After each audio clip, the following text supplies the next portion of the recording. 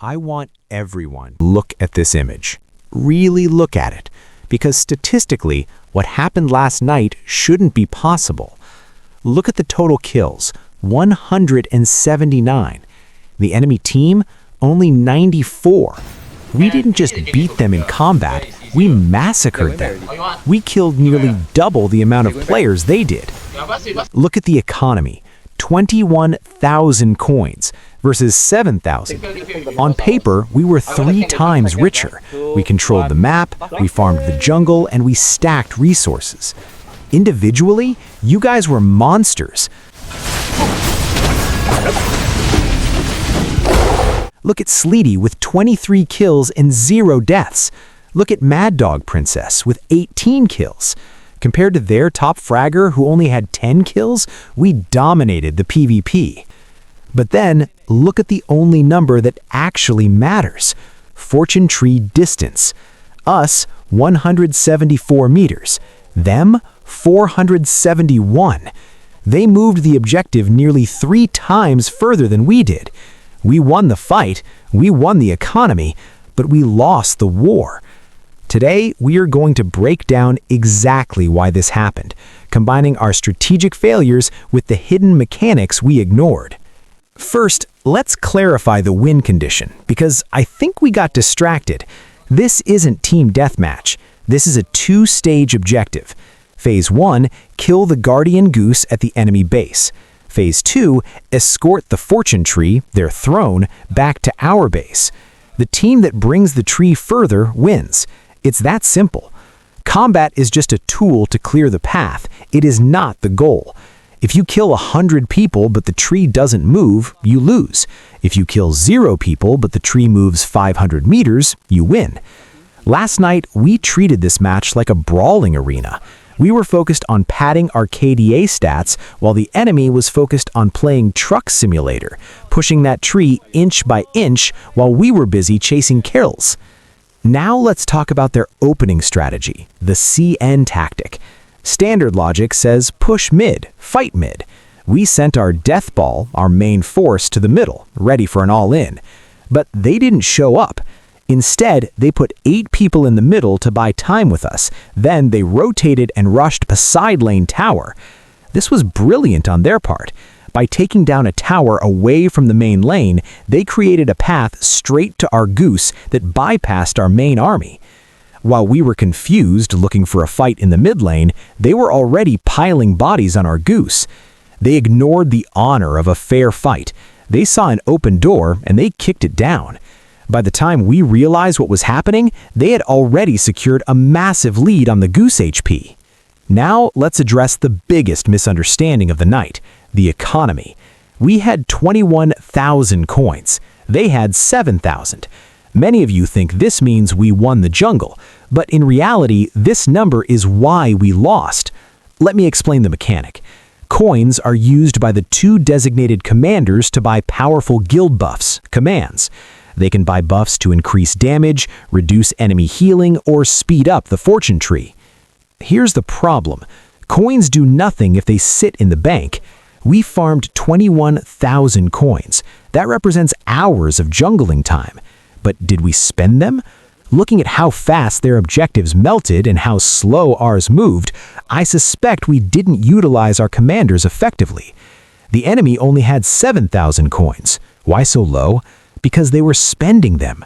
I wasn't in their comms, so I don't know exactly which buffs they bought, but I know they were constantly active. They likely bought buffs to shred our towers or speed up their tree. They used their small economy to buy the win. We used our massive economy to look rich on the scoreboard. Lesson: jungling is useless if the commanders aren't spending the cash. We also need to talk about meta abuse. We played honest, they played meta, and in GvG, meta always wins. Their defense relied heavily on the Inkwell Fan. They had 4 players spamming boxes to block the path of our tree. It's annoying, it's cheesy, but it works. Those boxes created a physical wall that we couldn't push through. Even though we could kill them, we couldn't move the tree because of the collision. Meanwhile, look at our defense. We had 0 Inkwell Fans defending our Goose. We relied on our damage to stop them. But damage doesn't block movement. They walked past us, revived, and kept walking. We got stuck behind a wall of boxes. Next time, we don't just bring weapons, we bring the cheese. We need those boxes. Now about the combat. We had 179 kills, but who are we killing? We spent way too much time executing their frontline tanks and fighters. But look at their healers.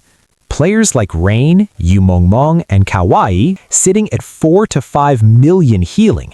Compared to their deaths, they barely died. We were dumping damage into targets that just got healed back up instantly. In GvG, if you don't execute the healer first, you're wasting your time. You execute a tank, great, he comes back in 15 seconds.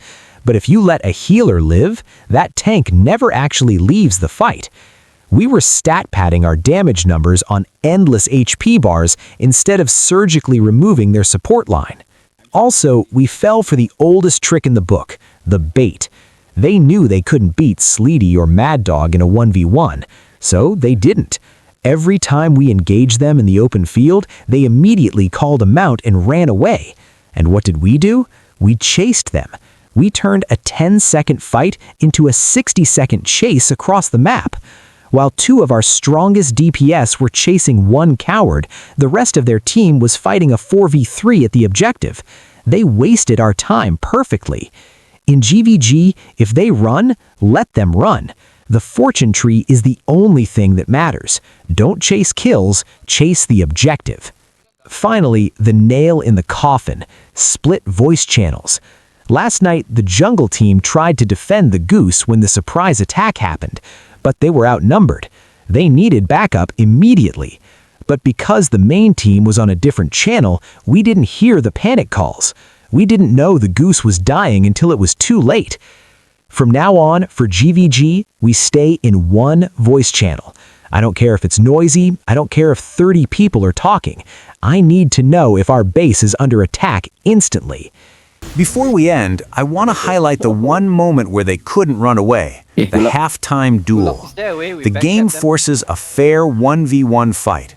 No mounts, no cheese, just skill. Look at our champion go. We absolutely destroyed their representative. This moment right here, this is the undeniable proof. When forced into a corner, man to man, we are the superior fighters. We have the raw talent that they fear. Wait, how did he? Wait, how did he? How did he? Oof! Nice! Oof! Oof! Nice! Oh, wow! Oh. Clever. Shit. He meridian you.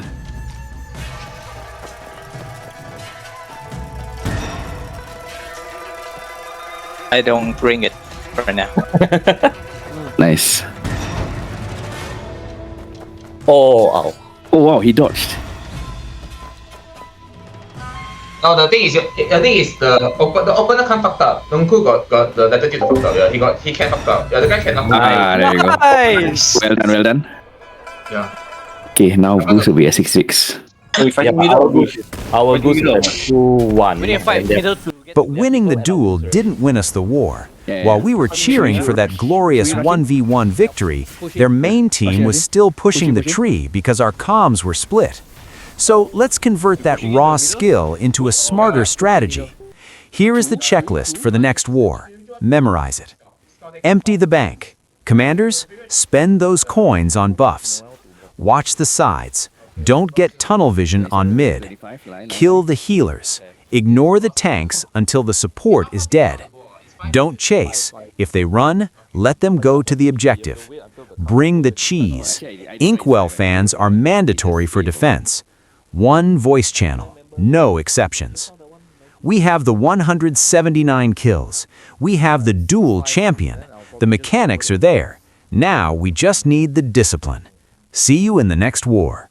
Thanks for watching. I'm going to turn at the mid point. Let's go.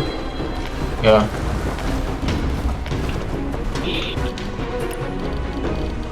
People coming to me though. Bottom. Just run it up. Yeah, they mid now. Yep, let's do this. Okay. Yeah, just